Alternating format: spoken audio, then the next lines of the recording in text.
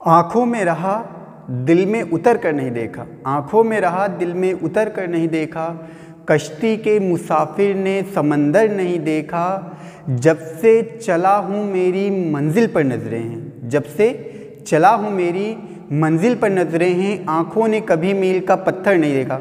Welcome दोस्तों, आप सभी का एक बार फिर से स्वागत है आपके अपने यूट्यूब चैनल में। आज की इस वीडियो में हम संख्या पद्धति के बारे में पढ़ेंगे। संख्या पद्धति का ये मेरा फर्स्ट वीडियो है। इसमें हम संख्याएं किसे कहते हैं, संख्या कितने प्रकार की होती है, इस सभी के बारे में हम पढ़ने वाले हैं। ठीक है, तो सबसे पहले हमारे संख्याएं। संख्या क्या होती है? संख्या एक गणितीय वस्तु है। संख्या क्या है?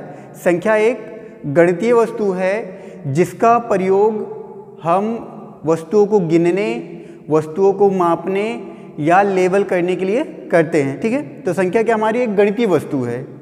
संख्या एक गणितीय वस्तु है जिसका प्रयोग हम वस्तुओं को गिनने, वस्तुओं को मापने या उनको लेबल करने के लिए करते हैं। जैसे गिनना कैसे है, अगर हमारे पास जब मान लो 10 पेड़ हैं तो उनको जब हम गिनेंगे तो अंकों का ही प्रयोग किया जाता है, संख्याओं का ही।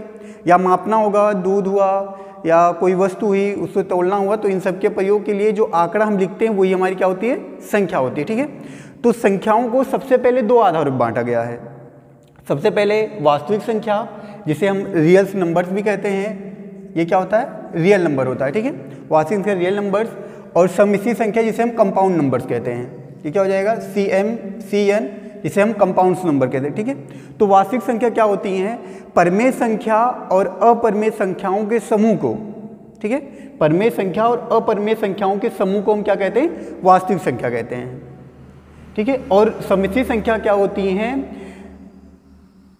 सम्मिश्र संख्याओं में ऐसी संख्या आती हैं जो हमारी आई के रूप में लिखी जाती है। ठीक है, आई क्या होता है? जैसे अगर कोई भी संख्या अंडर रूट में माइनस में है तो इसको हम काल्पनिक संख्या मानते हैं। ठीक है, और काल्पनिक संख्याओं से मिलकर जो संख्या बनी होती है वो हमारी क्या होती है? सम्मिश्र संख्या होती है। ठीक, तो इसे हम सम्मिश्र संख्याओं, काल्पनिक संख्या भी कह सकते हैं। ठीक है, ये हो गया संख्याओं सबसे पहले दो भागों में बांटा गया। वास्तविक संख्या, परमेय संख्या और अपरमेय संख्याओं के समूह को वास्तविक संख्या कहते हैं। ठीक है, दूसरा भाग है हमारा सम्मिश्र संख्या, जिसे हम काल्पनिक संख्या के नाम से भी जानते हैं। इसे आई से निरूपित किया जाता है और आई की जो वैल्यू होती है वो √-1 के बराबर होती है। ठीक है, फिर इसके बाद वास्तविक संख्याओं को दो भागों में बांटा गया है। पहला भाग हमारी परमेय संख्या और दूसरा भाग है अपरमेय संख्या। तो परमेय संख्याओं को हम रेशनल नंबर्स कहते हैं। क्या कहते हैं? Rational number. ठीक है, क्या हो जाएगा हमारा? Rational numbers. और अपरमेय संख्याओं कहते हैं हम इनरेशनल।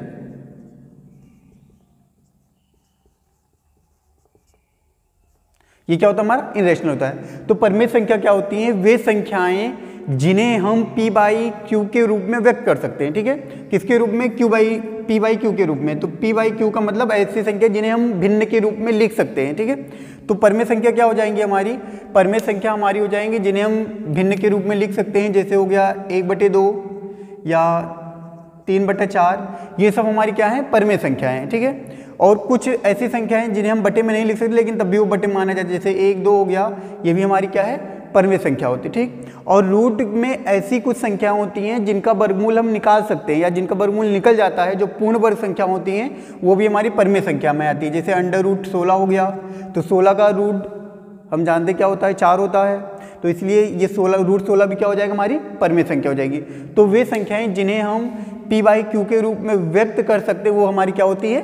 परमेय संख्या होती है। ठीक है, अब इसके बाद सेकंड पार्ट है वास्तविक संख्याओं में क्या है? अपरमेय संख्या। तो अपरमेय संख्या क्या होती है? जिस तरह से हम देख सकते हैं परमेय संख्या P/Q के रूप में लिखा जा सकती है, तो इसके आगे अ जुड़ गया तो इसका क्या हो गया? विलोम हो गया। तो ये हो जाएगा अपरमेय संख्या, वे संख्याएं जिन्हें हम P/Q के रूप में व्यक्त नहीं कर सकते हैं वो हमारी क्या होती हैं? अपरमेय संख्या होती हैं। तो अपरमेय संख्याओं में कौन सी संख्या आती हैं? ऐसी संख्याएं जिनका वर्गमूल नहीं निकल सकता है या जो पूर्ण वर्ग संख्या नहीं होती हैं, अगर वो रूट में लिखी गई हैं तो ये क्या होती है? हमारी अपरमेय संख्या होती हैं। तो √3 हो गया, √7, ये सारी की सारी हमारी अपरमेय संख्या हो जाएंगी।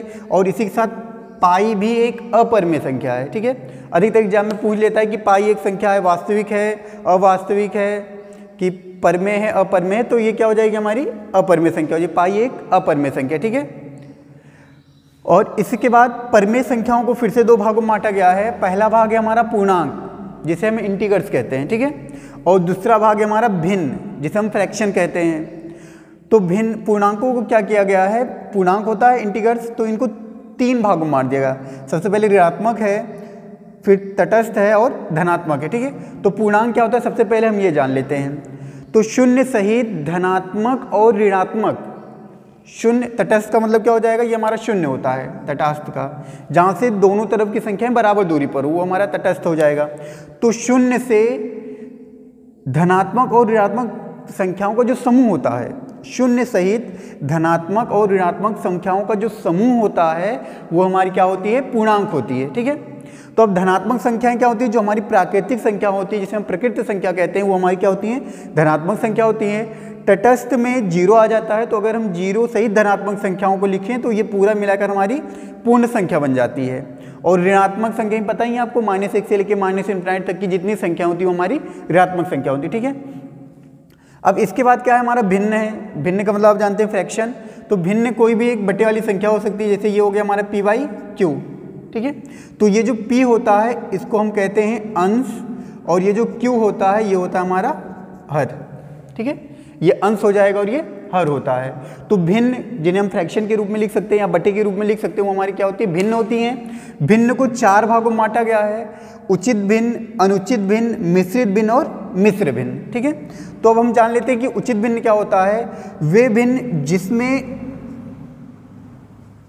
अंश जो है वो हर से छोटा होता है, जिसमें अंश जो है हर से क्या होगा, छोटा होगा। यहाँ पे अंश हमारा 1 है और हर हमारा क्या है, 2 है। तो हर हमारा अंश से बड़ा है। तो अगर अंश का मान हर के मान से छोटा है तो इस प्रकार की जो भिन्न होती है वो हमारी उचित भिन्न होती है, ठीक है। इसके बाद अगला है हमारा अनुचित भिन्न। तो अनुचित भिन्न क्या होता है, ये उचित भिन्न का विलोम होता है। तो जिस तरह से उचित भिन्न में अंश हर से छोटा होता है, उसी प्रकार अनुचित भिन्न में अंश जो है ये हर से बड़ा होता है। ये हो जाएगा हमारा 3/2। तो अनुचित भिन्न उचित भिन्न का विलोम होता है। अगर अंश जो है हर से बड़ा है तो अनुचित भिन्न होगा, और अगर हर अंश से बड़ा है तो उचित भिन्न होता है, ठीक है। अब इसके बाद मिश्रित भिन्न है। तो मिश्रित भिन्न को हम सहित, जो भिन्न हमारी होती है सहित बटे वाली भिन्न होती है, ये मिश्रित भिन्न होता है। जैसे इसको हम पढ़ेंगे 1 सहित 2/3, ठीक है। तो जो सहित भिन्न वाली संख्या होती है वो हमारी मिश्रित भिन्न कहलाती हैं। और मिश्र भिन्न में क्या होता है, वे भिन्न जिनमें कई भिन्न एक साथ लिखे, जैसे ये हो गया 1/1 + 2/3 हो गया, ठीक। और फिर इसके बटे में दे दें 1 + 4, फिर हो जाएगा 1/2। इस तरह से जो संख्या होती है वो हमारी मिश्र संख्या, मिश्र भिन्न कहलाती हैं, ठीक है। तो ये हो गया हमारी परिमेय संख्याओं को 2 भागों में बांट दिया गया। पूर्णांक इंटीग्रल जिसे कहते हैं हम, तो ये होता क्या है, 0 सहित धनात्मक और ऋणात्मक संख्याओं के समूह को हम पूर्णांक कहते हैं, ठीक है। इसको फिर 3 भागों में बांट दिया गया है। पहला हो जाएगा हमारा ऋणात्मक, दूसरा तटस्थ जिसे हम पूर्ण संख्या कह सकते हैं, और तीसरा हमारा धनात्मक जिसे हम प्राकृतिक संख्या कहते हैं, ठीक है। फिर इसके बाद भिन्न है। भिन्न को 4 भागों में बांटा गया है। सबसे पहले उचित भिन्न, वे भिन्न जिनमें हर का मान अंश से बड़ा होता है, उचित भिन्न कहलाता है। अनुचित भिन्न वह भिन्न जिसमें अंश हर से बड़ा होता है, अनुचित भिन्न कहलाता है। मिश्रित भिन्न जो सहित बटे वाली भिन्न होती है, मिश्रित भिन्न कहलाती है। और मिश्र भिन्न जिसमें कई सारी भिन्न वाली संख्या एक साथ दी रहती है, वो हमारी मिश्र भिन्न हो जाएगी, ठीक है। अब इसमें पूर्ण संख्या क्या होती है, तो 0 सहित धनात्मक संख्याओं के समूह को, 0 सहित धनात्मक संख्याओं के समूह को पूर्ण संख्या कहते हैं। या हम ये भी कह सकते हैं कि 0 सहित प्राकृतिक संख्याओं के समूह को हम क्या कहते हैं, पूर्ण संख्या कहते हैं। तो पूर्ण संख्या में क्या आ जाएगा हमारा, 0 हो गया, 1 हो गया, 2 हो गया, इस तरह से कहाँ तक, अनंत तक की जितनी भी संख्याएं हुई हमारी क्या होती हैं, पूर्ण संख्या होती हैं। फिर इसके बाद हमारी धनात्मक यानी प्राकृतिक संख्या। तो प्राकृतिक संख्या क्या होती है, 1 से लेकर अनंत तक की जितनी संख्याएं होती हैं, 1 से लेकर अनंत तक की जितनी भी संख्याएं होती हैं वो हमारी क्या होती है, प्राकृतिक संख्या होती हैं। तो क्वेश्चन अगर पूछ लेता है हमसे कि सबसे छोटी प्राकृतिक संख्या क्या है, तो हमारा हो जाएगा 1। और अगर हमसे ये पूछ लेता है कि सबसे छोटी पूर्ण संख्या क्या, तो वो क्या हो जाएगा हमारा 0 हो जाएगा, ठीक है। तो आप इसको विशेष ध्यान रखिएगा कि सबसे छोटी प्राकृतिक संख्या होती है 1 और सबसे छोटी पूर्ण संख्या होती है हमारी 0, ठीक है। इतना हो गया, क्लियर है। अब आगे ऋणात्मक संख्या है, तो ऋणात्मक आप जानते ही हैं जो संख्या माइनस में होती हैं वो हमारी ऋणात्मक संख्या होती है, -1 2 कहाँ तक, माइनस इन्फिनाइट तक, ठीक है। अगर हम संख्या रेखा देखें इस तरह से होता है, बीच में होता है 0, राइट साइड में होता है हमारा धनात्मक यानी 1 2 3 और लेफ्ट साइड में होता है -1 -2 -3 और ये कहाँ तक रहता है -∞ तक, ठीक है। तो इस तरह से संख्या रेखा के आधार पर जो तटस्थ होगा यानी जो 0 होता है वो हमारा तटस्थ संख्या कहलाती है। लेफ्ट साइड राइट साइड अगर हम जाएंगे तो हमारी धनात्मक संख्या जिन्हें हम प्राकृतिक संख्या कहते हैं, और अगर लेफ्ट साइड जाएंगे तो क्या मिल जाएगा, हमें ऋणात्मक संख्या मिल जाएगी। ठीक, यहाँ तक क्लियर है। अब इसके बाद जो धनात्मक संख्याएं यानी जो हमारी प्राकृतिक संख्याएं हैं इनको दो आधारों पर बांटा गया है। पहला तो 2 से विभाज्यता के आधार पर और दूसरा अन्य गुणजों के आधार पर, ठीक है। तो 2 से विभाज्यता के आधार पर क्या बांटा गया है, अगर वे संख्याएं जो 2 से पूरी तरह से विभाजित हो जाती हैं, हम इससे पहले भी कई बार पढ़ चुके हैं, आप पढ़े होंगे इससे निचली कक्षाओं में कि 2 से विभाजित सभी संख्याओं क्या कहते हैं, हम सम संख्या कहते हैं, ठीक है।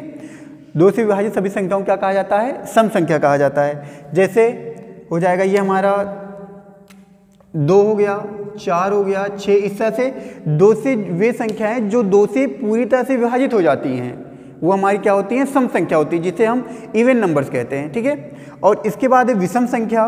तो विषम संख्या को होती हैं वो संख्याएं जो 2 से पूरी तरह से विभाजित नहीं होती हैं, वे संख्याएं जो 2 से पूरी तरह से विभाजित नहीं होती हैं वो विषम संख्याएं कहलाती हैं। जैसे हमारा हो जाएगा 1 3 5, इस तरह से संख्याएं जो होती हैं जो 2 से ना कटें वो हमारी विषम संख्या होती है, जिसे हम ऑड नंबर कहते हैं। और वे संख्याएं जो 2 से पूरी तरह से विभाजित हो जाती हैं वो सम संख्या होती है, जिसे हम इवन नंबर्स भी कहते हैं, ठीक है। ये हो गया हमारा 2 के विभाज्यता के आधार पर प्राकृतिक संख्याओं का विभाजन। फिर इसके बाद है अन्य गुणजों के आधार पर, यानी वे संख्या जो अन्य तरीके से करती हों या अन्य संख्याओं से करती हों। तो पहला भाग हमारा अभाज्य और दूसरा है सभाज्य। अभाज्य क्या होता है, वे संख्याएं जो स्वयं और 1 के अलावा अन्य किसी भी संख्याओं से नहीं कटती हैं।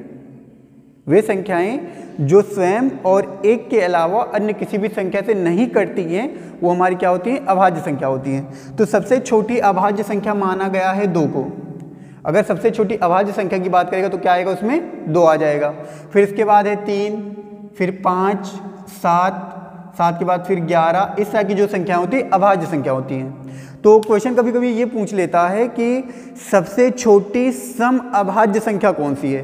तो 2 एकमात्र ऐसी सबसे छोटी सम संख्या है जो अभाज्य होते हुए भी हमारी सम है, ठीक है। बाकी जितनी भी अभाज्य संख्या है वो विषम हो सकती है लेकिन सम नहीं हो सकती। लेकिन 2 को छोड़कर 2 हमारी एक सबसे छोटी ऐसी सम संख्या है जो एक अभाज्य संख्या होती है, ठीक है। फिर इसके बाद है सभाज्य संख्याएं।